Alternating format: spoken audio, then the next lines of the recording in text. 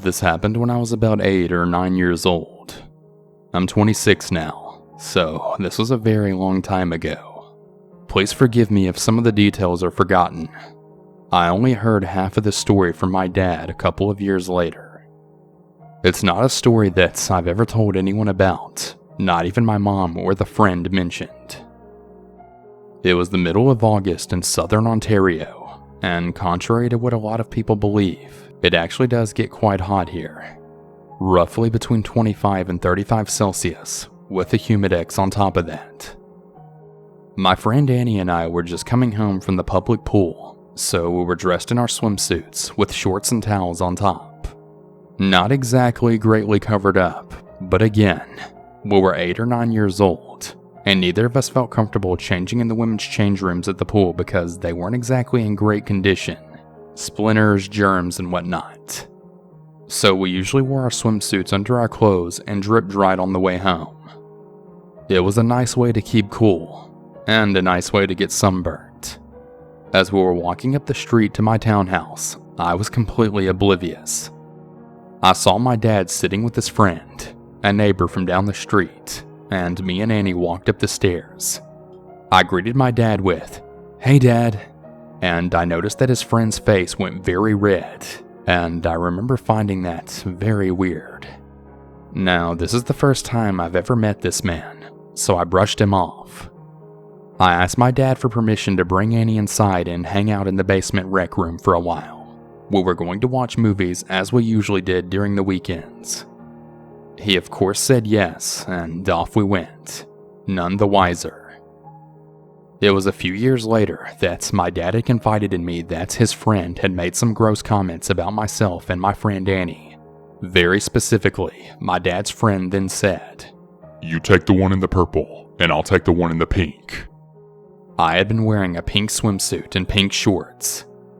Knowing that I had been wearing pink, it all clicked together why his face had gone so red when I said the words, "Hi Dad." I felt sick to my stomach. There was no way that he could have mistaken us for older than we were. We were both very short, maybe about 4 feet tall, and had no hips or chest to speak of. We hadn't even hit puberty yet, and it showed. My dad just thought it was hilarious and continuously gives him the benefit of the doubt that it was just an embarrassing mistake. But it still makes me sick whenever I think about it. I remember avoiding being alone with that guy every time my dad brought him around at any cost, but didn't really know why and couldn't justify it when queried. I always got a weird feeling from him, and the way he looked at me just sent chills down my spine.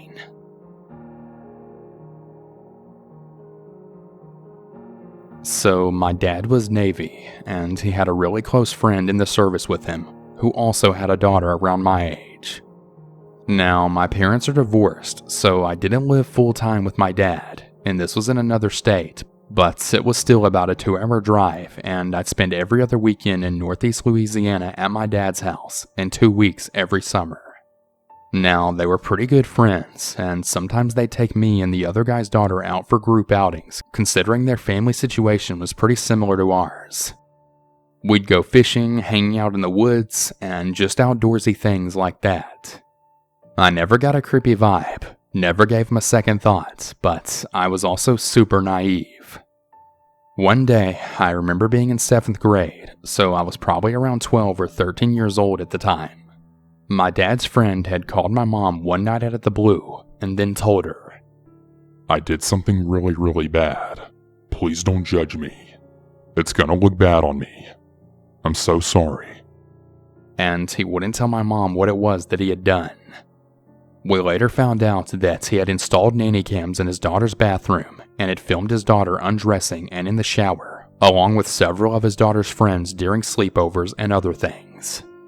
Thankfully for me, I only remember ever going to their house once to play with their puppies that they had, and I'm pretty sure that was like when I was around 5 or 6, and I never used the bathroom, and I'm unsure if he was even surveying the bathrooms at that time, but that's crazy. He actually ended up in prison for it as far as I know and remember, but I'm really thankful that I never became a part of that situation. That's really creepy.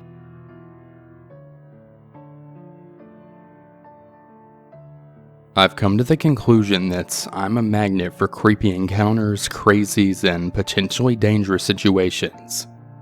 Probably because I can be incredibly naive. But regardless, let me share my most recent encounter, which happened just before my much-needed vacation to Arizona. For starters, I would say I'm a fairly attractive female.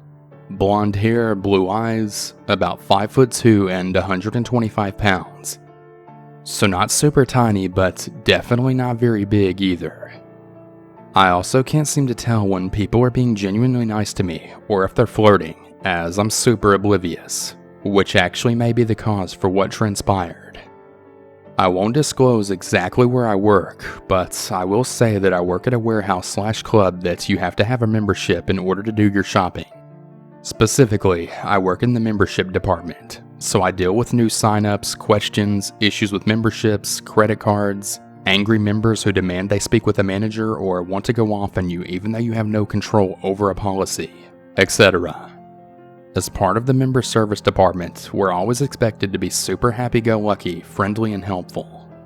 Granted, our entire company is dedicated to making our members happy, but the membership desk itself is supposed to be the Disneyland of our warehouse. Whatever the member wants, we will bend over backwards to try and make happen, which can often lead to some entitled jerks when they can't get their way, and some incredibly creepy encounters. For a little bit of reference on just how crazy it can actually be, I had one coworker get screamed at by a man twice her size because he was removed from the membership, which led to several other managers getting involved. A man who was the epitome of a killer and terrified members, a manager who was pushed by an angry member, and another member followed me around the store because she was mad that I only refunded half of her money, like I was told to do by my manager, but that's another story for another time. But most of the time, members are pretty nice about situations that arise.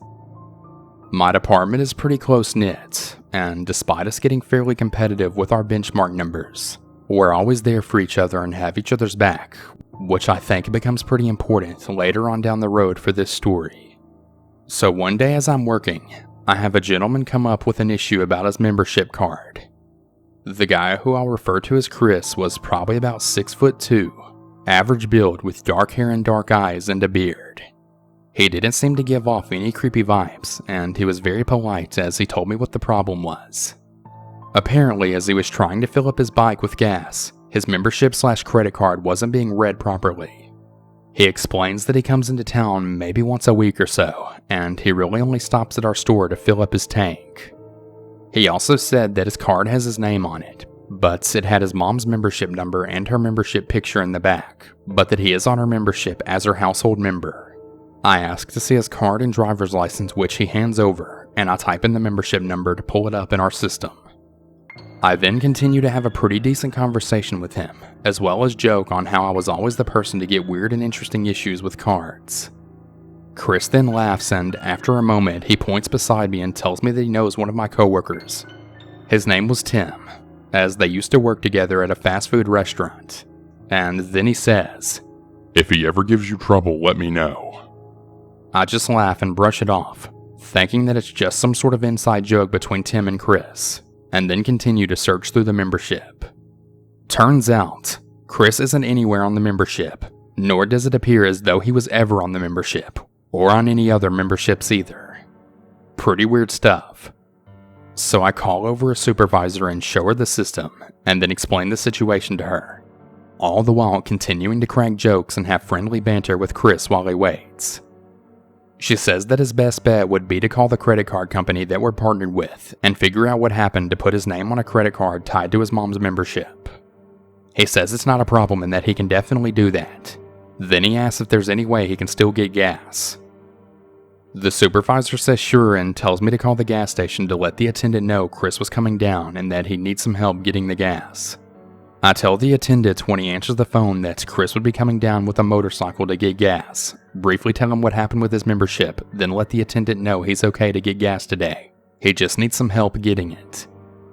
The attendant says okay, I hang up, and then Chris thanks me after telling me that my name was very beautiful and unique. I thank him, tell him to have a good day, and he leaves. I figured that was that, right? Wrong. Fast forward a couple of days later. I'm closing the membership desk with Tim, and I'm not entirely sure how we got into the topic, but Chris comes up in our conversation.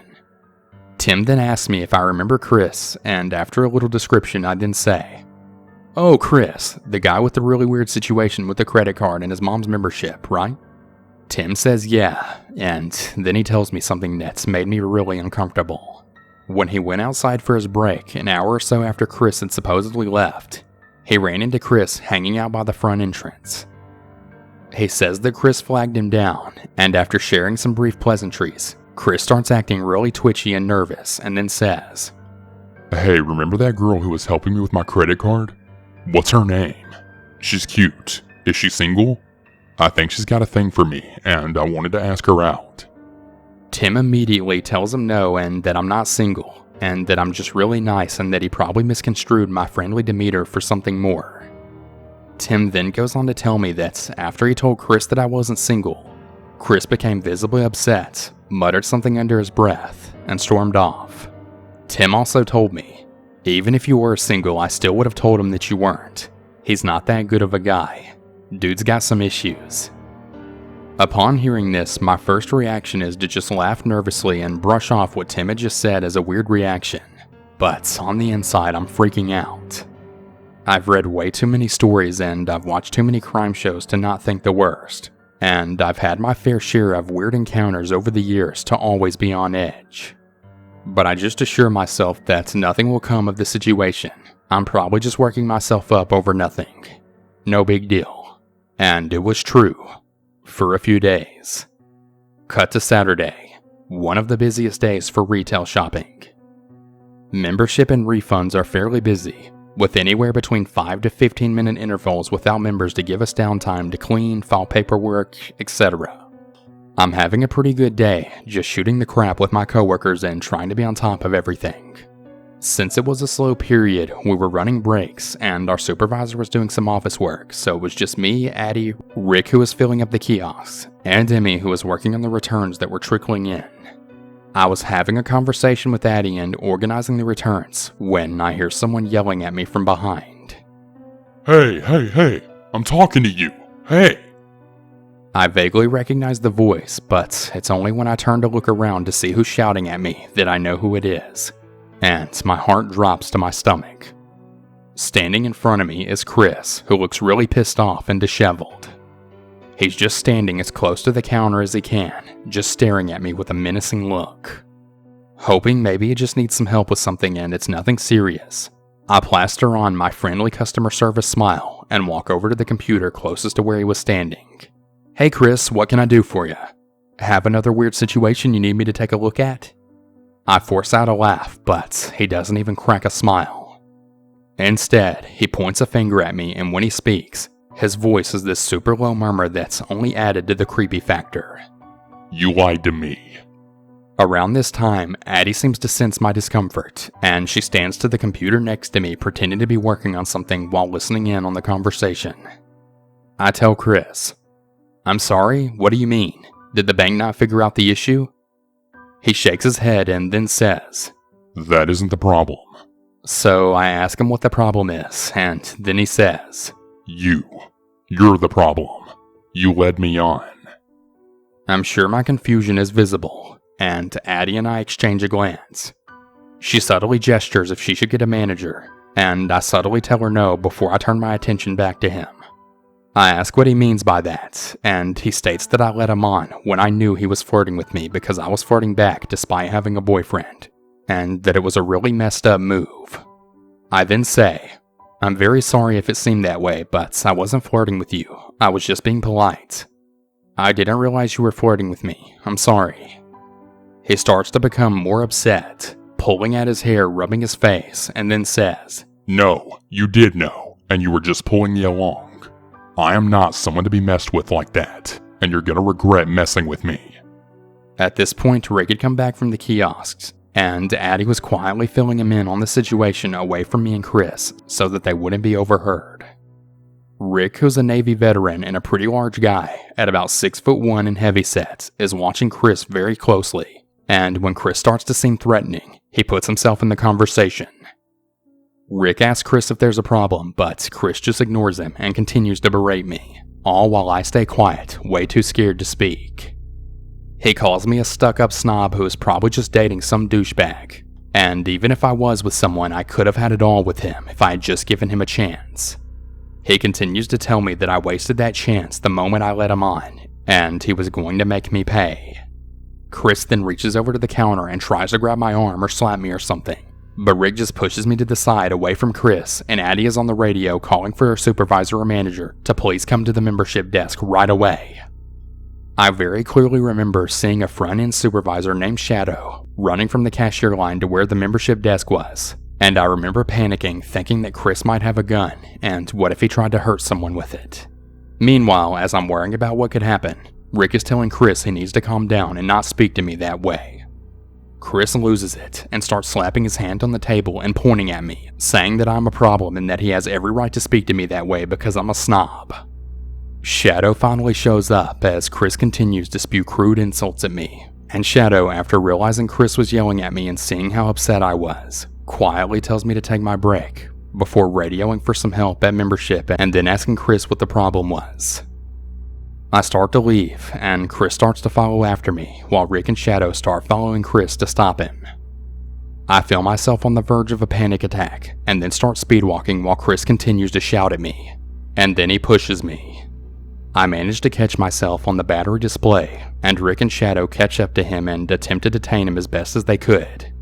Addie makes another call for a warehouse manager and to our security guard, all the while passerbys watch the whole situation go down. Shadow tells me to go, and this time I run to the break room as fast as I can, where I have a complete breakdown, shaking and crying and unable to breathe as other employees on their break ask if I'm okay and try to help me out.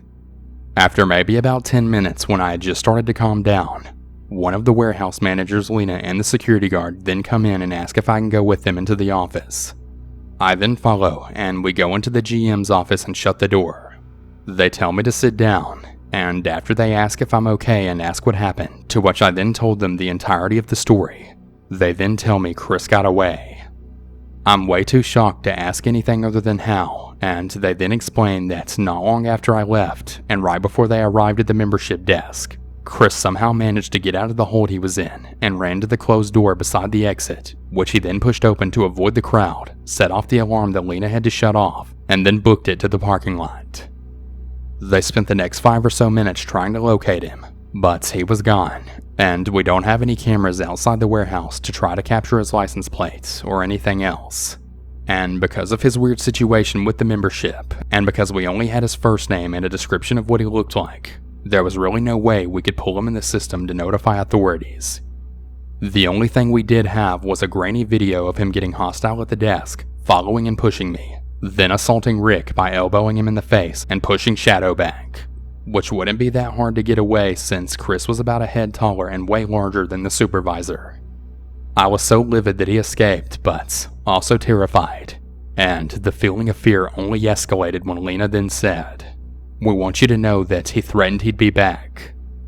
They offered to have a fellow coworker walk with me to my car at the end of my shift, which I was more than thankful for, and that they would also have locked security be more vigilant in making sure no one strange came by our store when we were closed until the situation completely died down.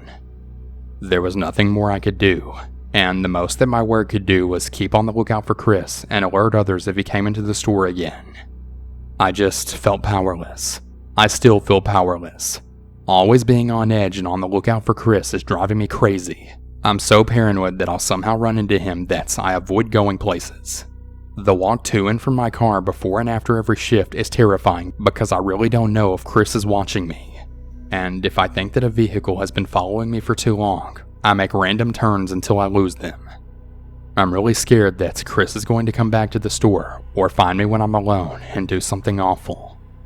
The only time I found peace was when I left the state for a week for a trip, but even then I was still a little paranoid that he managed to follow me. I keep my pocket knife close by anywhere I'm at, and I'm planning on getting my concealed weapons permit just to feel safer. Does that make me crazy? I don't know. It's been a little over 2 weeks since this whole situation went down, and I'm just praying that nothing more sinister will come of it. I really hope not. Wherever you are, Chris, I really hope I never see you again. Hey everyone, I hope you enjoyed today's video. And if you have your own personal scary story, be sure to submit that to my subreddit at reddit.com/r/southerncannibal or to my email at southerncannibal@gmail.com. I'm always looking for new stories. And before we bring this video to a close, I just want to shout out all of my $5 or more patrons, as well as my $3 or more patrons featured on screen. Shout out to Babe Lincoln, Beth A, Kate E, Katrina T, Celeste S, Ellie S, Emily W, Heather B, Howard R, Jazzy G, Jonathan C, Joseph F, Lori J, Matthew B, Michael G, Steph L, Tammy S, Terry H, 2Eki for you, and Victor R. Thank all of you so much for supporting me on Patreon. I really appreciate it more than you know. And if any of you would like to join these awesome people and also become a patron, head over to my Patreon at patreon.com/southerncannibal. Thank you everyone, and have a good one. And remember to always stay